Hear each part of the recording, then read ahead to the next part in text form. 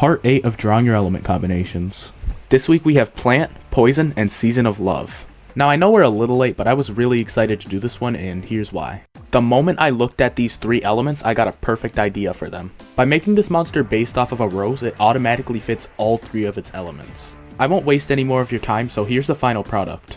Given that it's just a bunch of flowers, it already feels like a season of love monster. And of course that would also make it a plant elemental. Now a very common trait among poison elementals is that they often have pointy features like spikes or stingers. And this works out perfectly because roses are literally known for having thorns. The real challenge was actually drawing them. Now I don't go outside, so I didn't know what roses actually looked like. So I started off with a bunch of sketches, none of which looking anything close to a rose. And I eventually ended up having to look up some references. Once I was done with that, I started off with a basic shape. Then I erased it for the outline.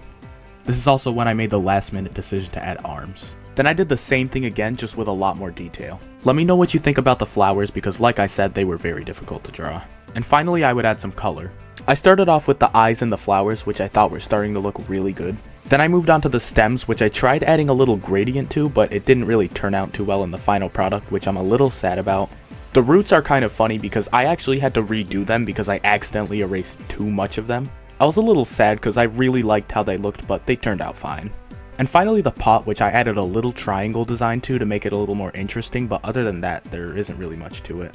If this monster were to make a sound, I imagine it would be a female choir sort of sound like Whimsy's, but I don't really know how that would work. It's also very loosely based on this decoration. This monster's name is Vlossum, and if you want to learn more about it, its bio is in the description. That would be the end of this episode, and this was actually the longest one so far, so if you really stayed here for this long, I really appreciate it. I want to get these out more often, and hopefully I'll be able to do these weekly instead of whenever I feel like it, which is like, what, twice a year? I do appreciate all of your support for this series, it really does make me happy. Like always, if you have a good idea for an element combination, make sure to leave it in the comments, and I will see you guys in the next one.